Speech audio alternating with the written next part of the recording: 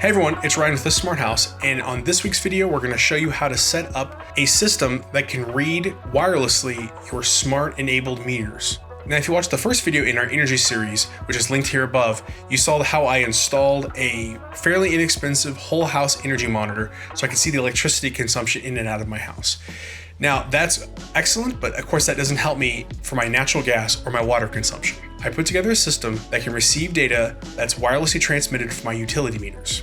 Now, in my case, I have three main utilities that come into my house: electricity, natural gas, and water. The first one, electricity, I discovered uses an encrypted channel that I cannot access. It actually uses a secure variant of Zigbee to mesh together all the houses in my neighborhood to transmit my power consumption back to the utility. So I was unable to retrieve data from that particular meter. However, I discovered my gas meter transmits in the clear and I'm able to pick that signal up out of the air. So I'm able to get about every minute data coming from my gas meter. My water meter, on the other hand, was actually battery operated. And so after discovering that the water meter was battery operated, one of the comments said that you will just have to randomly pick out whenever it transmits. And up until last week, it was transmitting about once, maybe twice a month. After they came through my neighborhood and did some maintenance on the meters, now it's transmitting every hour or more than that. So I'm able to pick up that data. It's not real-time data, but it's able to see the consumption graphed over time. So what we're going to be doing today is using what's called an SDR, or a software-defined radio. So what is an SDR? If you think of radios in the old school sense, you've got a set of hardware that's been tuned to a specific frequency or band of frequencies that it can pick up and then receive data, music, whatever from that specific set of frequencies. Now, with the new technology of software-defined radios, you can define what frequency band that hardware picks up within its tolerances. So what I've done is I've picked up an inexpensive SDR to USB device off of Amazon, and I've implemented it in using a couple of projects that I found on GitHub. Now, all credit to the development goes to these developers. I didn't develop anything. I just kind of packaged different systems together and made it set up for my Home Assistant usage. So today we're going to be using a couple of different projects. The first project we're going to use is RTL-SDR. And this is a Linux accessible application that allows you to use the USB SDR in Linux to be able to pick up a specific frequency. Now, the cool thing about this tool is it can respond to network requests. So we're actually going to set that up and have it running on a Raspberry Pi to receive all of the incoming signals. And then we're going to use a Docker project called MeterMon to tell that application what specific frequencies to look for, bring that into the Docker container, and then push it out over MQTT. Sounds complicated, but once you get it set up, it kind of runs on its own and you don't have to worry about it. So I've been running this for about 3 months now, and it's pretty stable. I've had to restart the Docker container a few times, but other than that, I haven't had to do any intervention until today when I wanted to record this video. So now that we've kind of looked over what the project's going to entail, let's jump into the steps. Before we get into the installation of the MeterMon software, let's go over what's required for this project. The first thing you're going to need is some sort of Linux-based computer. I'm actually going to be setting this up on my spare Raspberry Pi. Well, I say spare, I had to actually take this out of my 3D printer, but you'll need something like a Raspberry Pi, a Linux box, anything that you want to leave running constantly that can take a USB connection in. Now, I will say, if you are a person that runs Plex or has some sort of other device that uses a TV tuner, you will not be able to have them run on the same box. That's because we have to blacklist the TV tuner drivers because the SDR and TV tuners are very similar. So you can't have them coexist on the same box that you're running a TV tuner or recording live TV on.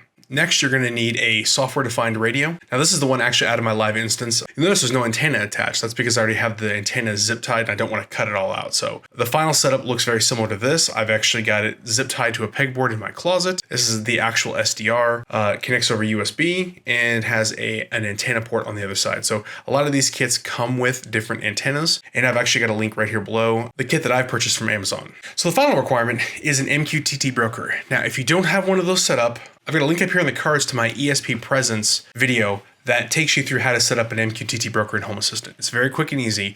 If you want to use that link, I've got a timestamp here where that particular section starts. So with all the requirements out of the way, let's jump into the install. All right, so the first step we need to do is get Docker set up. Now, if you already have Docker set up on this Linux box you're using, you can skip this step and go on to the next one.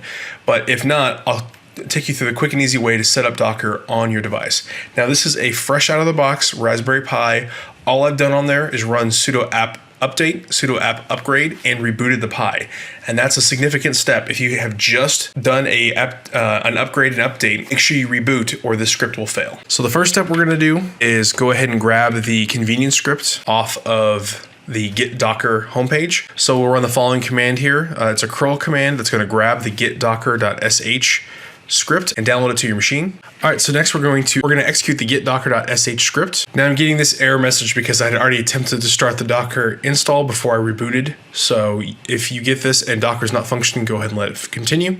And now it's going to execute the install script. Now the Docker install will take a couple minutes depending on how fast the Pi that you're running it on is. If you're using an older Raspberry Pi 3, it might take a little bit longer.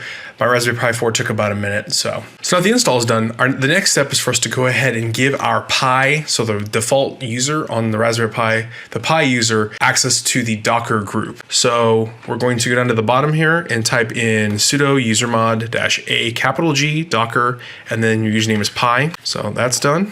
And then finally, we're going to go ahead and test to make sure Docker is working. So let's run Docker version. Now, if we check the version on Docker and you get this error message about permissions denied while trying to connect, that means that your permissions haven't been added to your user. So you can either reboot the device or go ahead and log off and log back in again. All right, now that we've applied the group settings and rebooted to apply to our user account, let's go ahead and make sure that Docker is functioning. And yes, it is. All right, so next, let's go ahead and run the Docker run hello world just to make sure everything's working. There it is. All right, so our Docker is fully functional and ready to go. So let's go ahead and get the software installed that we need. All right, so now Docker is installed. Let's go ahead and get the prerequisite software set up, and we will test our SDR to make sure it's functional. So the first things we need to do is we need to blacklist the existing USB radio and TV drivers that come with Linux. So Linux is set up so you can plug in like a TV tuner card or a FM radio card and be able to use that to receive data. Well, we need to blacklist those so it doesn't load those drivers, and we can instead have it load the drivers we need for the SDR. So the first step to do that is let's go ahead and, all right, so we're going to create a new file in our /etc/modprobe.d directory, and this is going to allow us to blacklist those drivers. So we're going to run sudo nano /etc/modprobe.d/blacklist-rtl.conf. Then we're going to paste in the following lines. And again, these are available on the blog post, so you don't have to worry about typing them in. You can just go to the blog post and copy and paste them in to your window and save it. Once we get those pasted in, we'll hit Control X to exit and then hit yes to save. Now we'll go ahead and reboot the Pi to make sure it accepts those changes. Okay.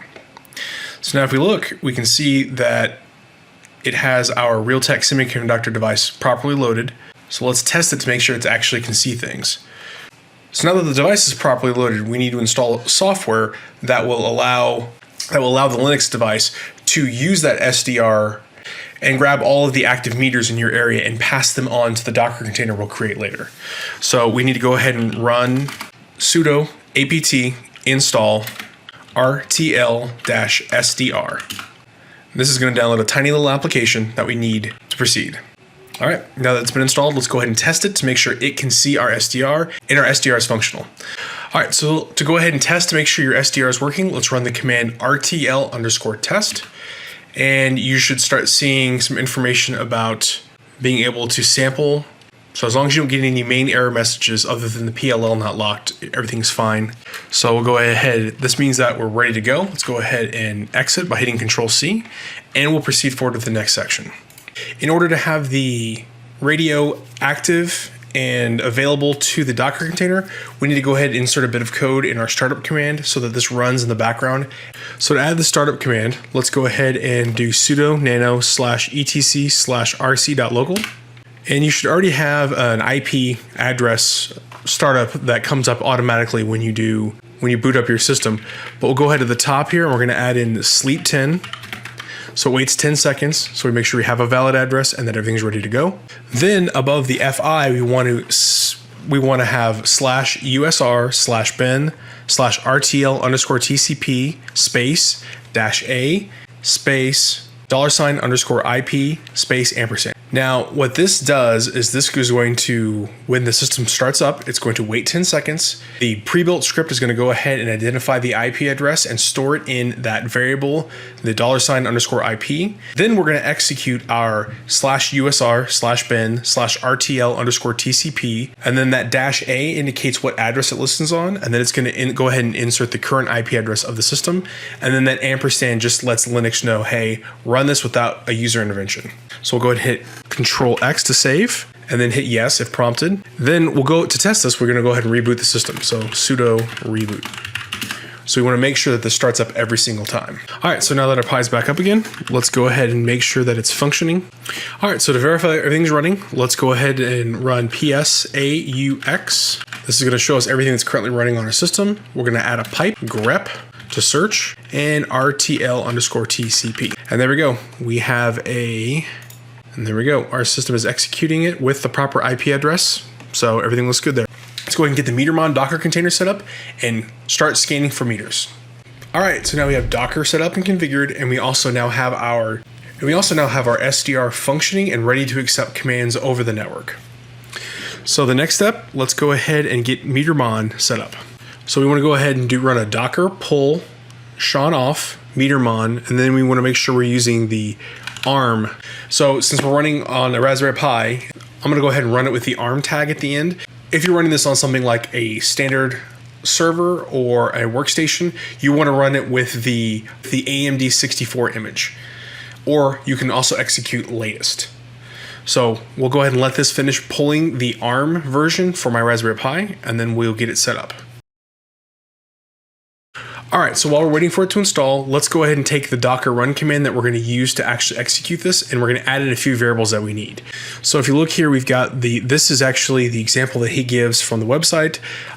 So you could copy it from here and modify it, or you can go to the blog post and grab my modified version that has the corrected variables.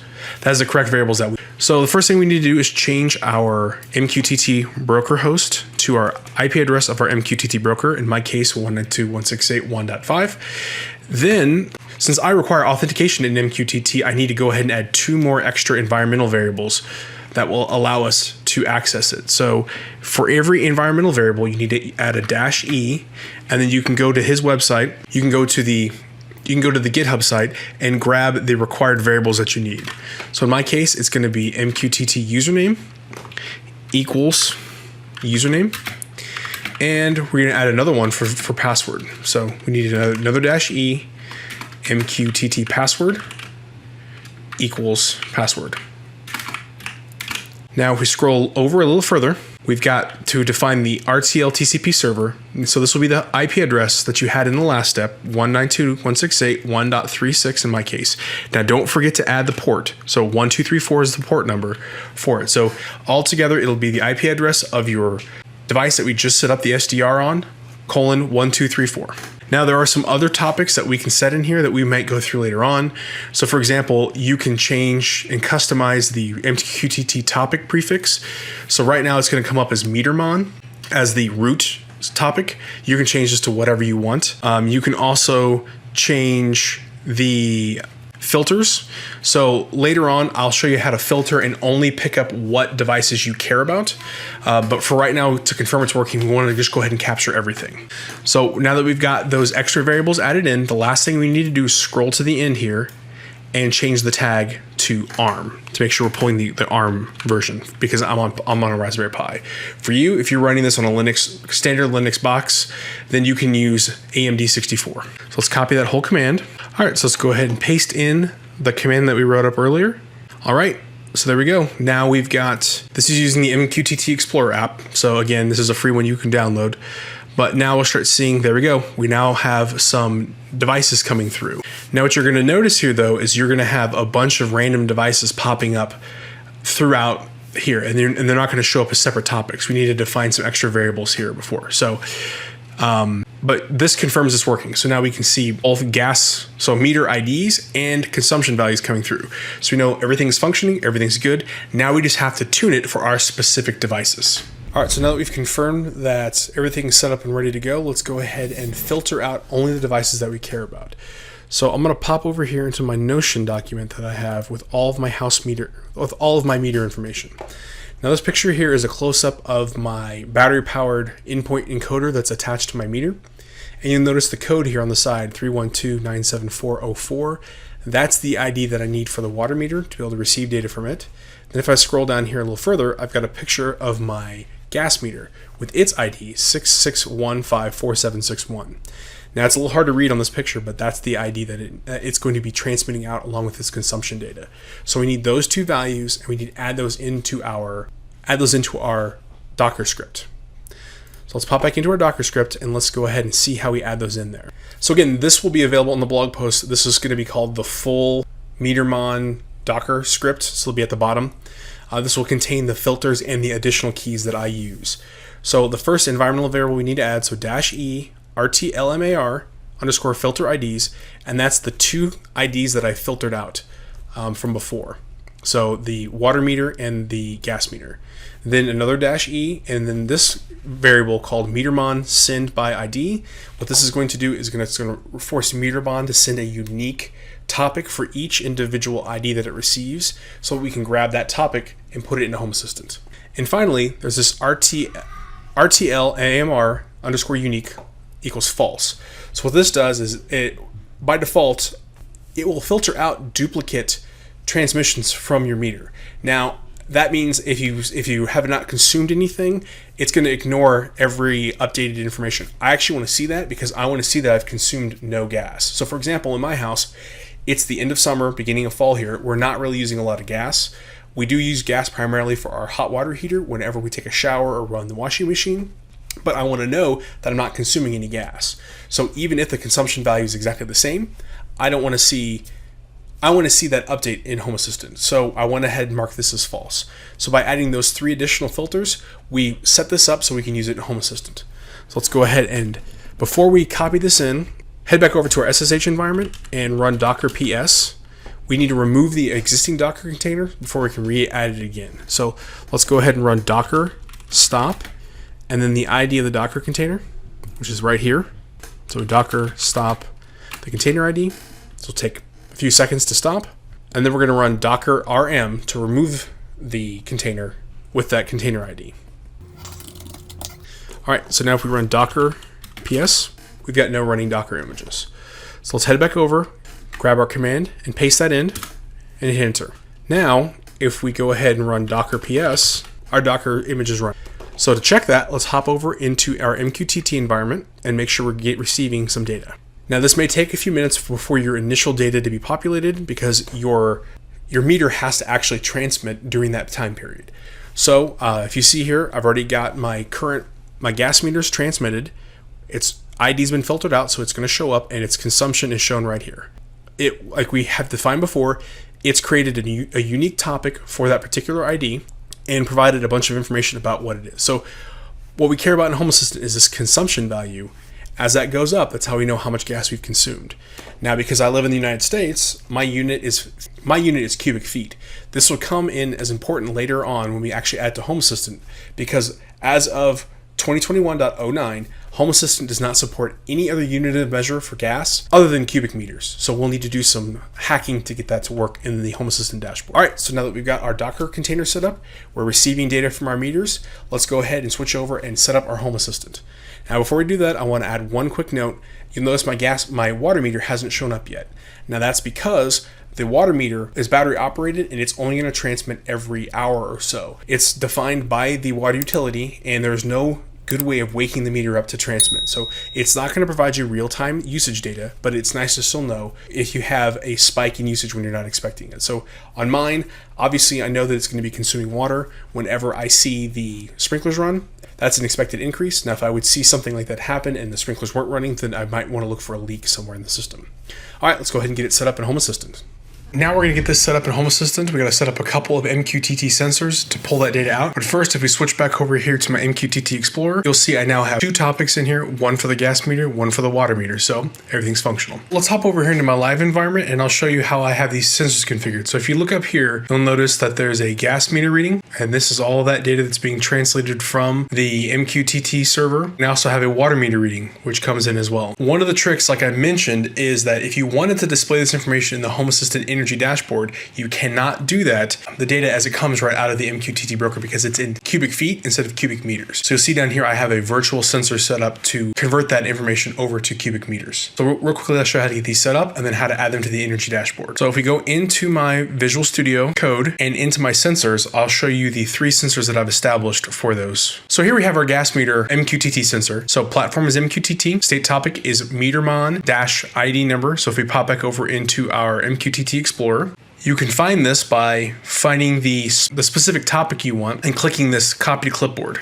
And you'll paste it in there as the state topic. Give it a title, whatever you want it to be. Value template. Now the value template is going to be value_JSON consumption. So if you look back over here, you'll notice there are multiple JSON values that are available from the sensor, from the topic. You could pull any of these particular ones out you wanted, but what we're looking for right now is JSON value of consumption. So that's why we're using value_formatted for JSON.consumption. That's our value template. Our unit of measure is cubic feet because it's cubic feet. And then the device class is gas. Now, in order to correct the gas measurement into cubic meters so it can be displayed in the Home Assistant dashboard, we need to create a template sensor.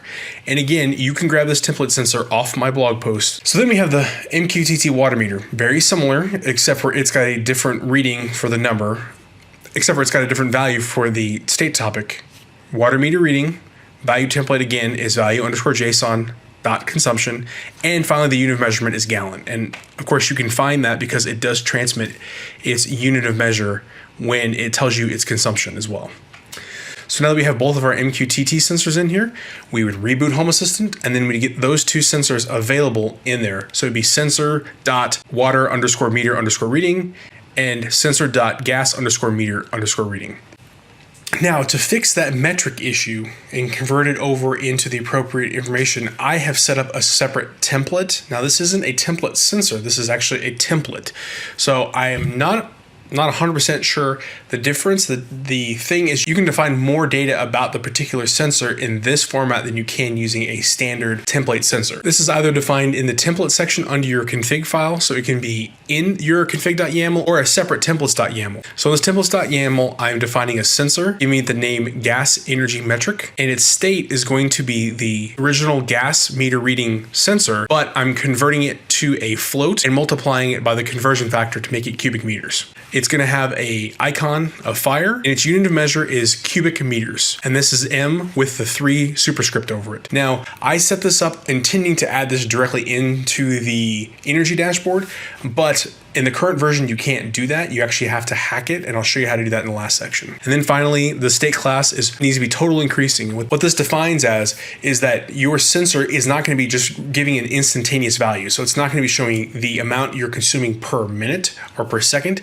It's going to give you a reading at a specific time. This tells Home Assistant that it needs to do some statistic work in the back end to be able to tell you how much it's being used per slice. So if say your consumption value is 1,000 this minute and 1,002 the next minute, then Home Assistant will know that you've used 2 cubic meters or cubic feet of gas, and it will show that in the statistics panel. So that's why this state class is super important, and you cannot define a state class in a template sensor, but you can define it in a template defined as a sensor. I know it's confusing, but it just works. And then finally, the device class is gas. So once you get all this done, go ahead and save, go to configuration, server controls, and make sure to check your configuration and restart. Now, when it restarts, you should have 3 new sensors that you can access: the original gas meter sensor, the original water meter sensor, and then the converted gas meter into cubic meters. Obviously, if you have cubic meters coming out of your meter, then you don't need to worry about this conversion factor. Or if this has been superseded in a later version of Home Assistant, you can ignore that as well. So now that we're back into Home Assistant, we've got our